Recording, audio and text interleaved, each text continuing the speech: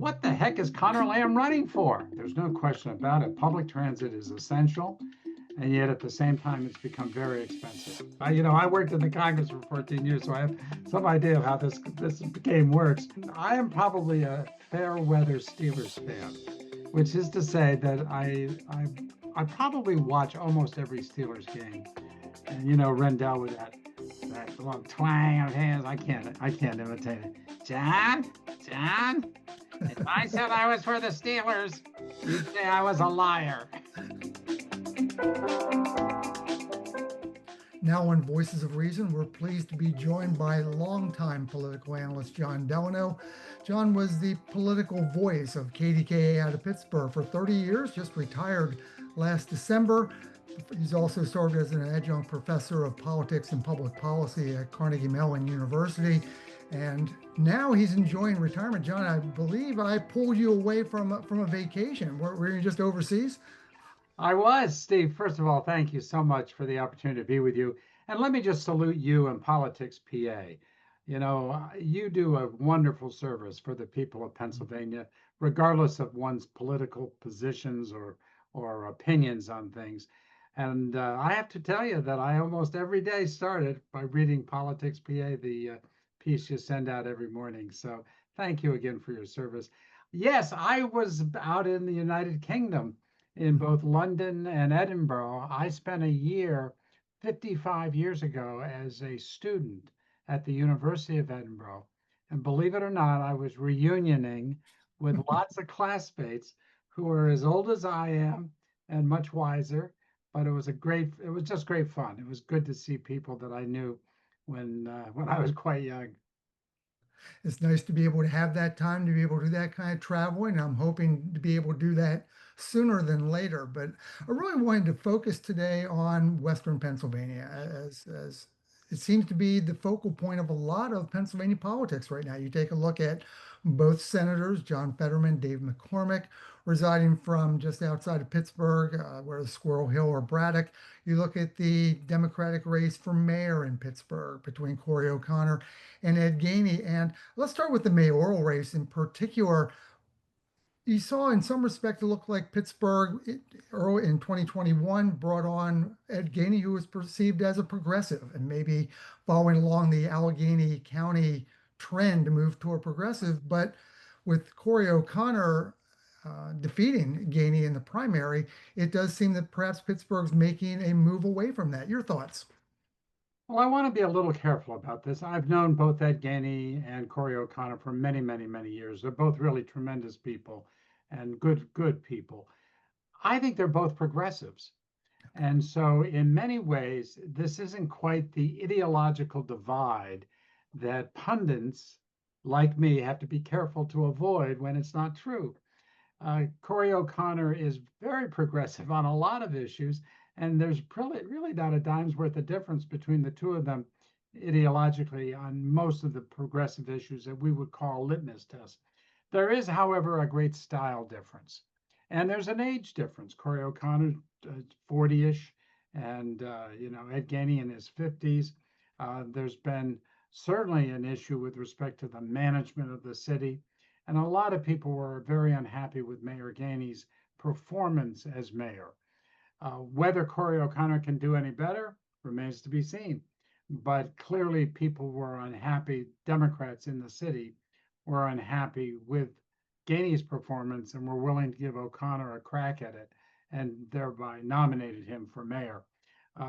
But again, I think there's going to be more of a style and substance than a substance change in a lot of ways, and we'll see what happens. One of the things that I do note about Ed Gainey, he was very focused on the city of Pittsburgh in the sense of the kinds of things that he wanted to see happen in the city. Corey O'Connor would share some of that, but he feels that you're really, as mayor, in a sales position for the city outside of Pittsburgh, even outside the Commonwealth, much more like Bill Peduto, the former mayor, whom Ed Gainey defeated. But Mayor Peduto would go everywhere, all over the world, international, national, promoting the city of Pittsburgh. Ed Gainey doesn't do that at all. And Corey O'Connor says he wants to bring back some of the promotion of the city of Pittsburgh. around the world and certainly around the nation. So that's going to be a style difference that we'll see. Beyond that, I mean, who knows? The funny thing is the Democratic primary, of course, is in May. Corey O'Connor has not been elected mayor of Pittsburgh yet. There is a race of some sort that'll occur. And then the question is whether or not, obviously the Democrat is expected to win, but he doesn't take office until January. So we got all this time left, and Gainey's still out there as mayor of Pittsburgh. As we record this, June 25th, the day after the New York City Democratic primary, where Andrew Cuomo, the establishment Democrat, was defeated by so-called Democratic Socialist Zoran Mamdani. And I think you start reading some things nationally that give the sense that this is going to have a down the road effect on all Democratic policies, especially in big cities. Well, I want to be careful here. We don't want to compare New York City and the politics of New York City to Pittsburgh, because there's quite a difference, obviously. And I don't know that we can read New York as indicating something about politics in Pennsylvania. Clearly, there was unhappiness with both the incumbent mayor, but also the major challenger, Andrew Cuomo. And I think that played a key role in Mamdani's success in winning the Democratic primary. Clearly, he's also to the left. I believe he's a self-avowed Democratic socialist. And here in Pittsburgh, even though we know that certain candidates, certain incumbents actually, have been associated with the Democratic Socialists, you can never get them to state on the record that they are a Democratic socialist. That's different in New York City. So I think that ultimately New York is just different, certainly than Pittsburgh. And I think it's different than Philadelphia, to be honest. I know they're closer, 90 miles apart, but out here in Western Pennsylvania, I don't think an avowed Democratic socialist could win much of anything, to be honest. It's funny, I still find myself, it's kind of awkward to say, but Pennsylvania's senior senator, John Fetterman, has certainly made a national name for himself, recovering from the stroke, the battles with depression, and now has found himself really at odds with a number of Democrats who thought they had their man, I'll use that in air quotations, their man in the Senate. And Fetterman seems to be running away from perhaps some of the things he ran on. Your thoughts with John Fetterman? No.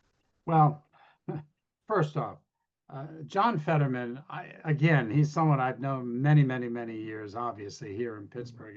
He's been a politician for a number of years, and even before his position as mayor of Braddock, he was a presence in this community, physically as well as in political terms. John Fetterman has always been his own guy for the many years I've known him.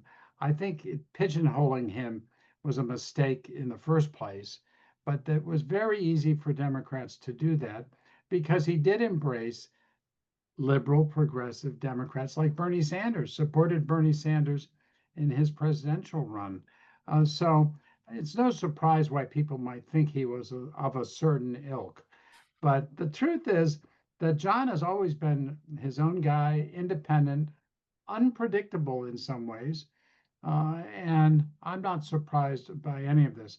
Now, when I interviewed him just before I retired at the end of the year, and people often ask me, well, how's his health? What does he seem like? He seems perfectly fine to me, and maybe the fact that he takes positions that are contrary to what others would take is no reason to immediately describe him as having mental acuity issues or anything like that. And so I think that's very unfair and very wrong to do. You can, however, disagree with him on his positions and on his issues. That's very legitimate and very appropriate. The problem is that you're not always sure what his positions are. Obviously, he's been very supportive of President Trump and the bombing in Iran. He's been a strong supporter of Israel. We all know that. That's been very clear. He appears on Fox News frequently. That's unusual for a Democrat, although Pete Buttigieg does that as well. So it's It happens to certain candidates or certain politicians who are comfortable with that. He doesn't have to worry about reelection until 2028. So we've got another congressional election intervening before Fetterman is up for reelection. But I just think that John is John. You're never going to be able to pigeonhole him. You're either going to be happy with his positions on some issues. For example, on gay rights, on gay marriage. He was out there marrying couples before it was legal in Pennsylvania as mayor of Braddock. I mean, you talk about doing things that are really unusual and really, really out there at a time when it hadn't been embraced by the rest of the society. So I think that's pretty emblematic of John Fetterman. And I just think he's kind of fun to watch. You make a point there. He is fun to watch, and you talk to a lot of people who may not be as engaged in politics as you are, or certainly as I am, and they always say, "Well, we want Democrats and Republicans to work together." Yet we find ourselves in a situation when Fetterman seems to cozy up to Republican ideals. Democrats seem to lose their heads.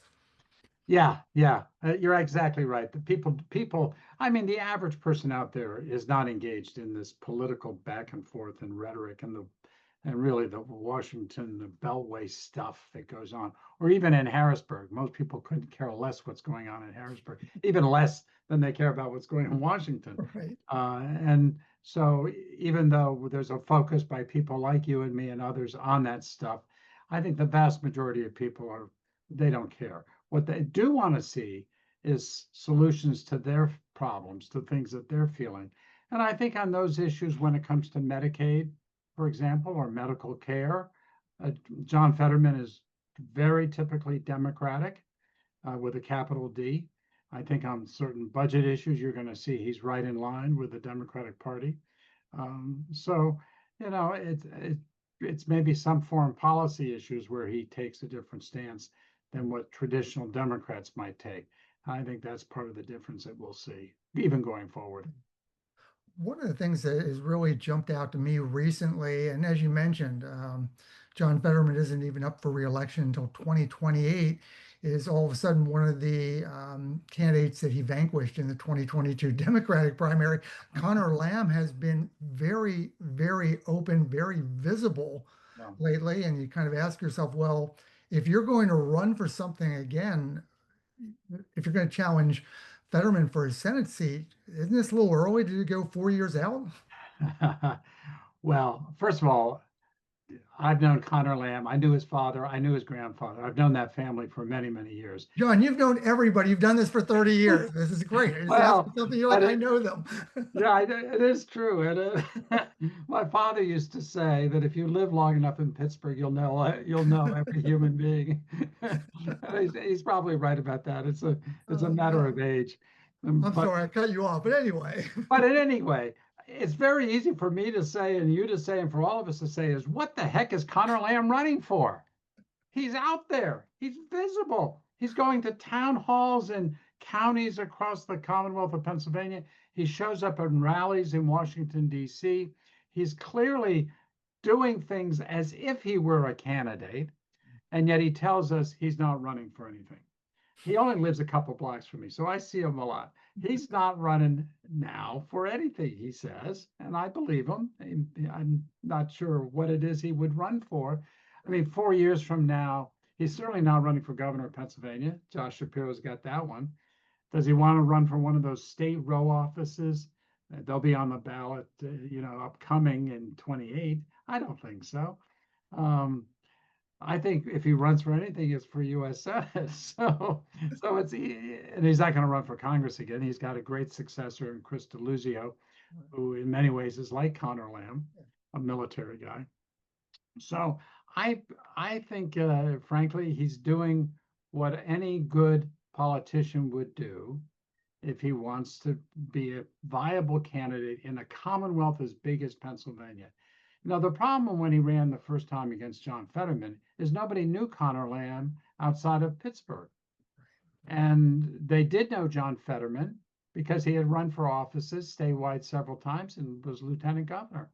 So I think that this makes perfect sense for Conor to go to as many places as he gets invited, which is a lot these days, to be at the Democratic Party dinners in one county or another, or some of the interest groups at one time or another. Um, does that mean he's going to run against John Fetterman in 28? No. Is it possible? Yes. So that's another one you just keep your eye out and watch. And you as always, Steve, are very perceptive to notice that Conor Lamb has not disappeared. He is still around. Let me ask about the other Keystone State Senator, Dave McCormick, who, when you see, he's been very, very visible, very out front. He's been making the rounds. He's been sidling up to President Trump. He's been working hard on his committees. Some would say he's been acquiring influence in some respects by the connections he's making in Washington right now. Does any of this surprise you? No, not at all. Dave McCormick is a very sharp guy. He's somebody who he knows exactly what he's doing, and I don't think it's a surprise at all that he's doing what a lot of freshman senators ought to do, which is to learn the ropes and to become familiar with what's going on. He won by the narrowest of margins in Pennsylvania. In fact, historically, the most narrow margin of any candidate in modern history, that meaning the last 100 years. I looked back at all the figures. So he hardly has a mandate to do much of anything, but he is the U.S. Senator, and he has that opportunity to get known, to do more. I think a lot of what he's doing is behind the scenes. I don't think that we're seeing visible accomplishments, and that's not surprising for a freshman senator. He's not certainly as outspoken or out there as John Fetterman is, as the senior senator is. But I know there's criticism of McCormick because so far he seems to be voting lock and step with Donald Trump.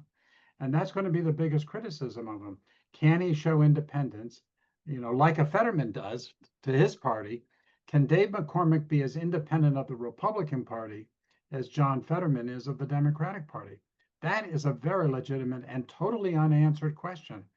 At this point, it seems like McCormick just votes lock and step with whatever the party leadership and whatever Donald Trump wants. And so, there'll be some opportunities there have been opportunities to split. He hasn't done it. We'll have to see, particularly on the budget. This budget reconciliation issue has a lot of problems for Pennsylvania, as a number of political people on both sides, frankly, have articulated. So, we'll see whether McCormick can use some of this newfound influence inside his Republican caucus to protect Pennsylvania in some way. So I think it's really an open book on him. I've been impressed with what he's done so far as a senator, but it's only been a few months, and the guy's got 6 years. There's, if Conor Lamb is looking to run against him, he's got to wait till 2030. And Conor has a birthday coming up in a couple days, so he's still young. He's very young. He can wait a decade and still run, 2 decades and still run, 3 decades and still be below the average age of a U.S. senator. There you go. You mentioned Representative Chris Deluzio. I had a chance to meet him. He came to Lancaster County when we had the special election in the state Senate, and had a chance to talk with him. And he seems to have found his footing in a lot of respects as well. And really, in some respects, taking a leadership role among the Pennsylvania Democratic congressional delegation. Is that fair to say? I think that's very fair to say and very astutely observed by you, because I've seen the same thing. Like Conor Lamb, Chris Deluzio is showing up at certain events, both nationally in Washington, D.C., as well as across the Commonwealth of Pennsylvania. Now, he's a military guy. He is a graduate of the Naval Academy in Annapolis. He tries very hard to be more moderate and middle of the road, but I think he's slightly more progressive than Conor Lamb, believe it or not. And, he had an affiliation with Bernie Sanders at one time.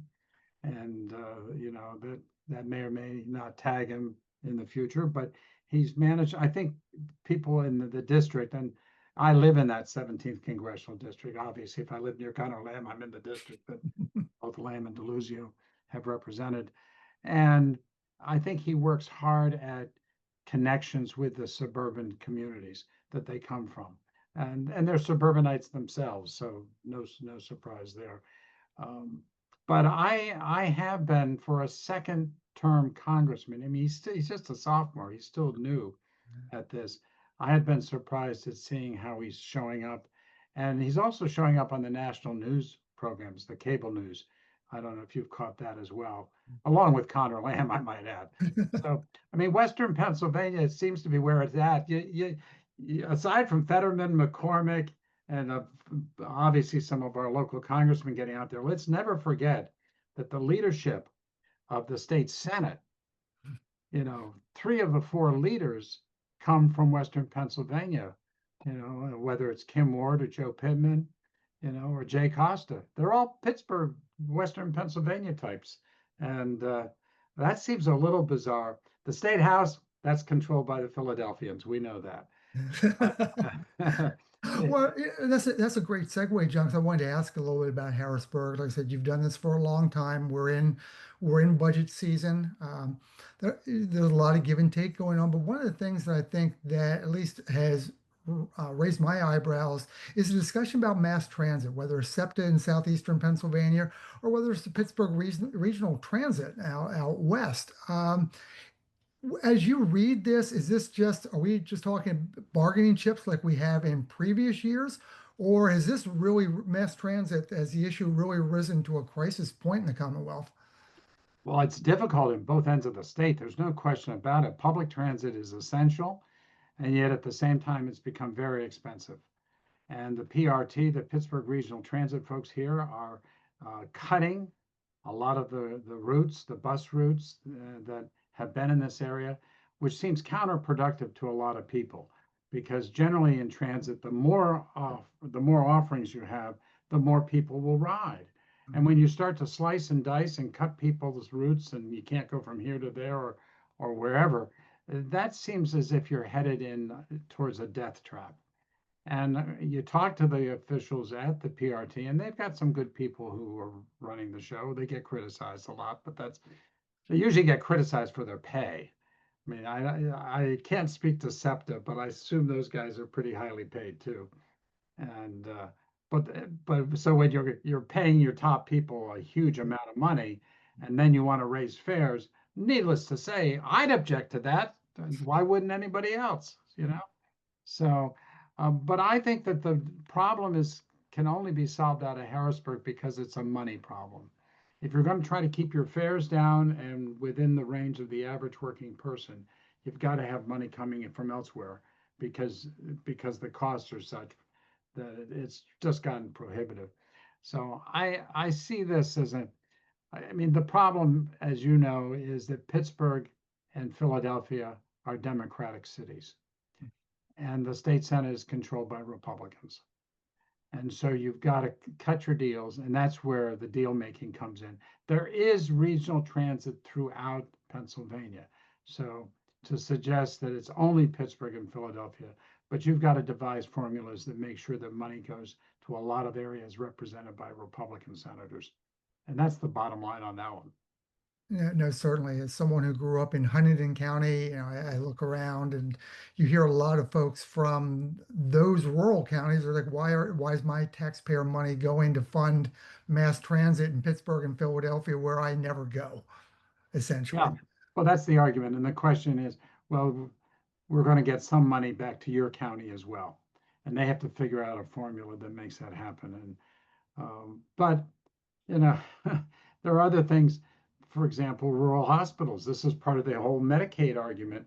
Is that the Republicans in the House, their House bill, and the Senate bill seems to be going along with it, unless Dave McCormick and others object, want to cut rural hospital funding, so that hospitals that are in the middle of Pennsylvania in Republican districts are going to have to shut down.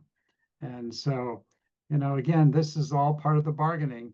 Goes back and forth. You want to maintain support. It's why senators like Tom Tillis, for example, in North Carolina, very strongly opposing, and Rand Paul for that matter, Senator Rand Paul of Kentucky, opposing these kinds of measures because they're going to affect red states as much as blue states. A lot of interesting stuff going on. Yeah, you're right. Whether it's Tom Massey out of Kentucky being threatened right now by the president to be primaried, it is always a question, I guess, how much independence you feel you can show. Yeah. Well, we see that here in Western Pennsylvania. We've got 2 Republican congressmen, and so far they voted again in lockstep with Republican leadership. And that's pretty much true throughout Pennsylvania. All the members of Congress on the Republican side, it's very rare to see someone split away from the speaker or the House leadership. Of course, Guy Reschenthaler, Congressman Reschenthaler, is deputy whip. Someday he'd love to be whip. Someday he'd love to be majority leader. Someday he'd love to be speaker. And he's young enough that that's all very possible. But right now, he's a yes man, and that's part of how you move. I worked in the Congress for 14 years, so I have some idea of how this game works. And this guy, Guy, by the way, is a very nice person to meet with and talk to. I don't know if you've had that opportunity, but he's one of the young up and comers in the Republican leadership in the U.S. House of Representatives, another Western Pennsylvanian. Keep your eye on him. But part of what he has to do is he has to vote for things that may not be good for his district. And, someday there might be a Republican who can make that case. That district will not vote Democratic, but it might vote Republican in a primary for somebody else. You never know. So I want to get you out of here on this one. You've been very generous with your time, but while the eastern part of the state seems to enjoy the fact that their Eagles are the Super Bowl champions, everyone out west seems to be talking about this quarterback that is going to be piloting the Steelers this fall. Rodgers, your thoughts? Well, I have to say, I am probably a fair weather Steelers fan, which is to say that I probably watch almost every Steelers game, but I can't get too excited about them until the end of the season because we've been disappointed so often in recent years. Many of us, of course, remember the good old days when we were the city of champions, when we won both the World Series, the Stanley Cup in hockey, and of course the Super Bowl. And it's very hard for some of us old timers to follow the Steelers when it's such an up and down. They disappoint you so often. Not as disappointing as the Pirates, I might add. Whether or not Rodgers, whether or not a new quarterback he's 41 years old? 41, yeah. 41 years old. That to me, it seems very young to me, but I know playing football, it's rather old. But if he says, and I think he says that this is his last year, I think he indicated that the other day. I guess we're all hopeful that if it's his last year, that he goes out with a bang, like with a Super Bowl ring, Well, as a Phillies fan, I wanted to not ask you about the Pirates. So. I'm so glad you haven't asked at all. I will tell you one story. I remember once asking Ed Rendell, Governor Rendell, whether he was rooting for the Steelers over the Eagles. And it was I can't remember what year it was or what the game was, but they were playing, I believe, each other, or maybe in terms of who was going to win the Super Bowl. And Rendell with that long twang of his, I can't imitate it. John, if I said I was for the Steelers, you'd say I was a liar. But he was right, because obviously nobody would believe he was for the Steelers coming from Philadelphia.